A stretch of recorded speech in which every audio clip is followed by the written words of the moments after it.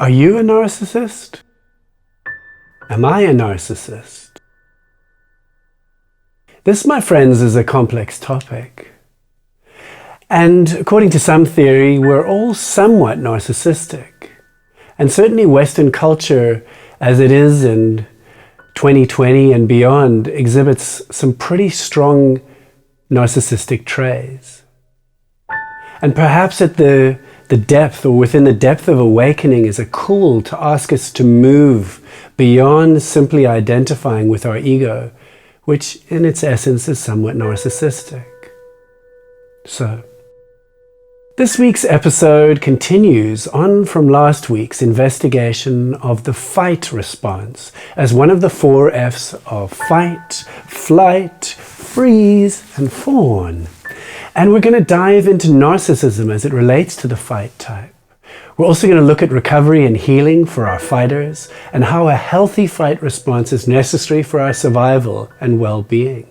So stick around if you're one of the people who blurts out their feelings, fights, and gets it all out. Or stick around if you're not one of those types, but you know people like that. Let me know if you identify as either in the comments below.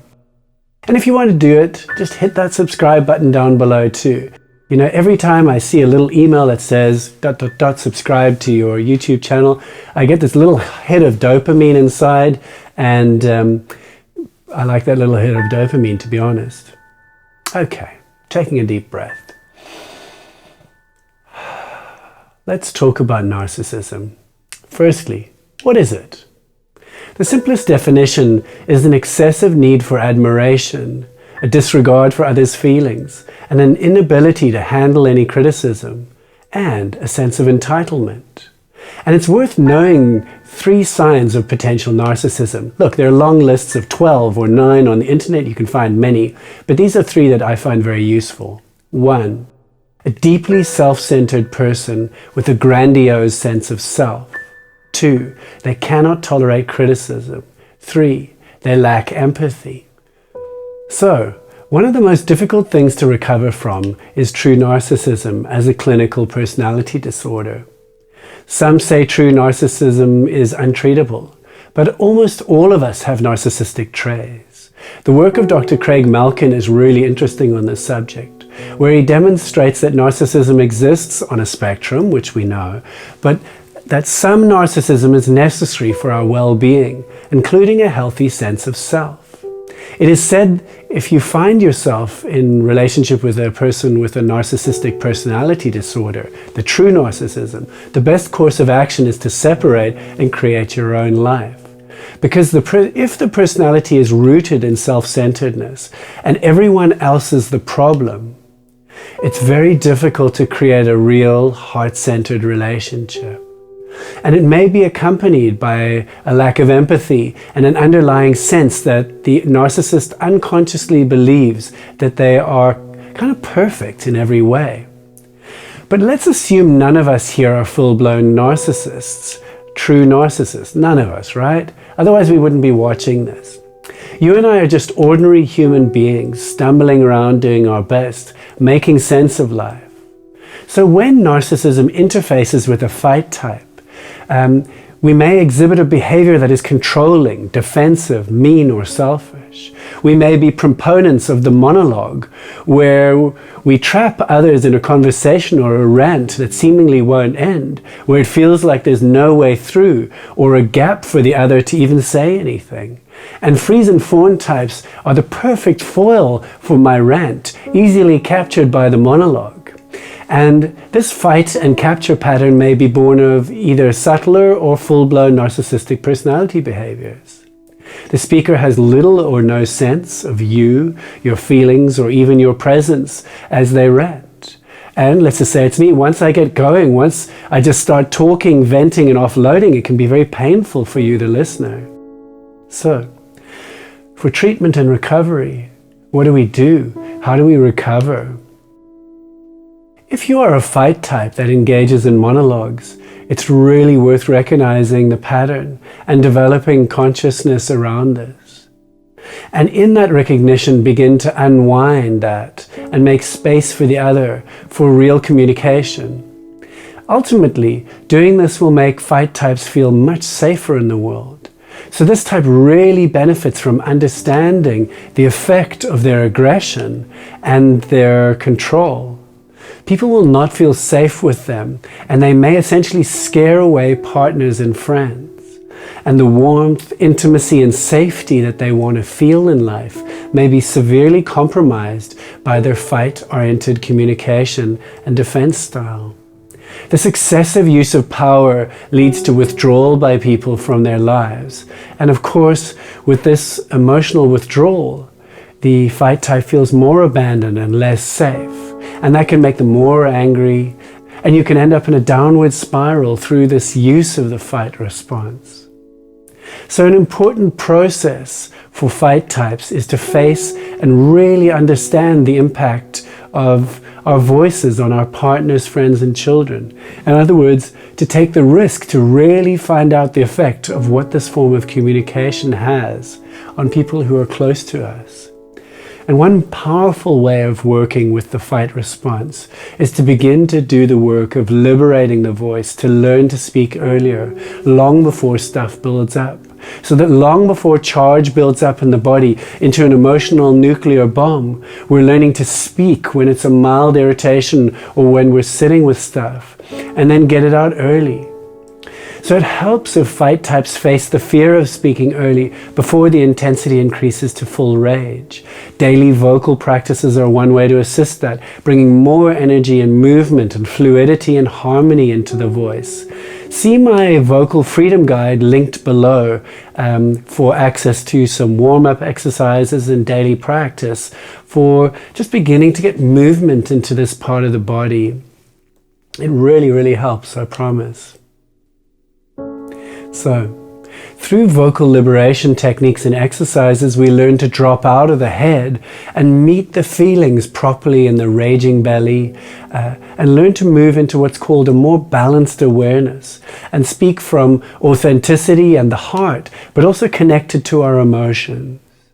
In other words, the fight type, and in fact all of us, can learn to carry the feeling in the body, but be less completely captured by the anger.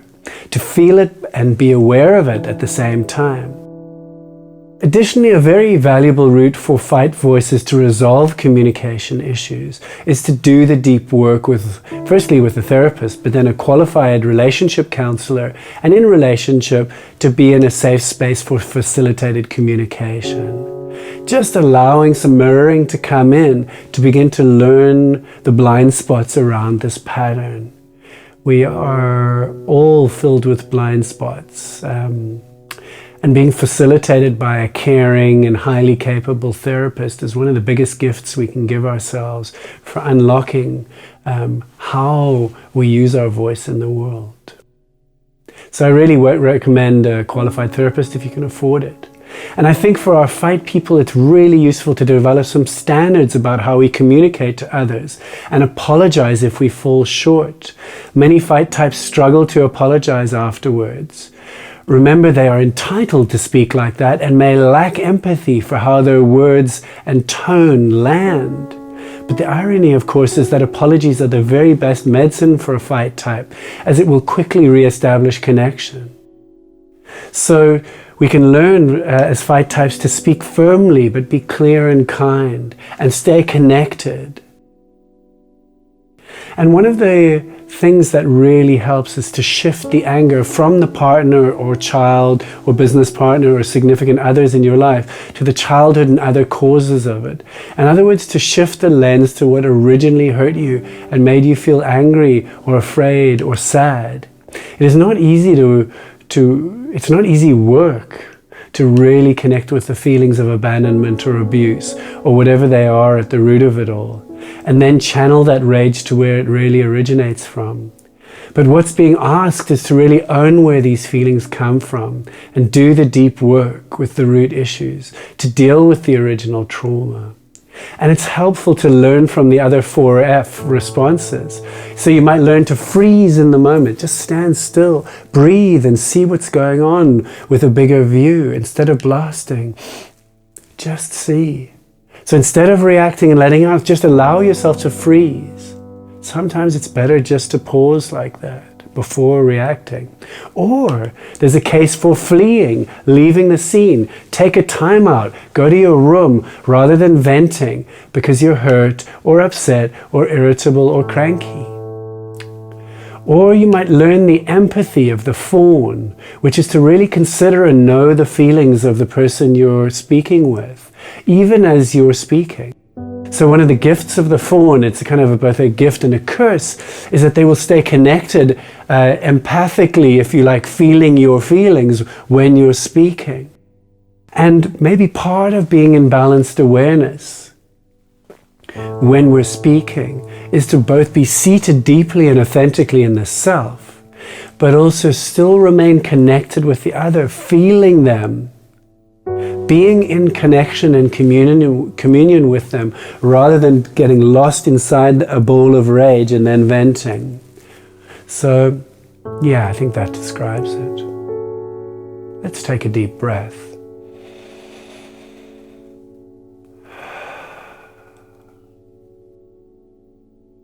Another introspective route is to deeply see and meet your own imperfection.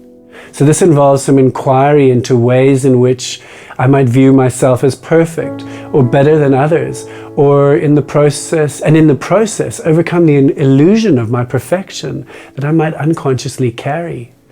What's usually going on is that I'd be projecting my own toxic inner critic onto others. It feels so much better when it's over there. So re-owning my inner critic allows me to integrate where I've emotionally bypassed. In other words, by facing my own messy humanity, it's less easy to rage at others for their humanity or their imperfection or their opinion or their difference, and thus fight with them. So we're being asked here to own our own projection and take back the inner critic that I might be projecting outside onto others, and to moderate and balance the fight response. It's just really good to include consideration for the other, to feel into and empathize for and understand the impact of my words and tone on you, to become conscious of the impact the fight response has on other people, and to catch myself when monologuing or raging. And as with all the 4 F's, the more we bring energy and consciousness to our self-expression, the less likely we are to be captured by either the freezing of the vocal cords or the subsequent blasting by them. The more we exercise tone and empower our voices, the more we can heal the dysregulation of our communication. So let's bring this full circle. I'd like to remind you that healthy anger is essential to healthy boundaries, authentic relationships, and appropriate and essential to our survival. I often quote the study that Gabor Mate cites, where 1,700 women in unhappy marriages in the USA were surveyed over 10 years. And it showed that the women who were unhappily married and didn't express their emotions were 4 times more likely to die as those women who were unhappily married and did express their feelings. In other words, the non-expression of emotion was associated with a 400% increase in the death rate. So healthy fight types can teach us something about expressing feelings and give shutdown voices license to get it out. It's okay to be angry and it's okay to fight. So healthy, straightforward expression can be very open, very powerful and clear. You know where you stand, everything's out on the table, which can be really healthy. Furthermore, Dr. Mate speaks at length of his experiences with the link between autoimmune diseases and shutdown voices. I quote, "Well, I looked at the kind of people that would be coming under my care in palliative care, but also the kind of people who would get sick when I was in family practice. A number of salient characteristics presented themselves. One was the repression of anger. People didn't know how to express negative emotion. They were afraid to do so, or did not know when they were angry. People who were pleasers, they tried to always to not disappoint other people. They never knew how to say no. They took on everything without a murmur because they saw their role as always being the caregivers and the caretakers. And they had an exceedingly powerful sense of duty, role, and responsibility. And this is still Gabor. Now, if you look at the role of healthy assertion of boundaries and anger, for example, it's actually there to protect you. I'm talking about healthy anger. It's not there to attack anybody. It's just there to protect your boundaries. That's the same role that the immune system has. Okay.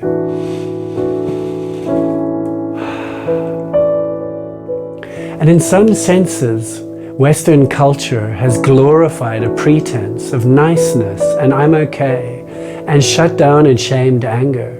So for all the 4Fs, nurturing healthy anger and boundaries is really important and may possibly save our lives.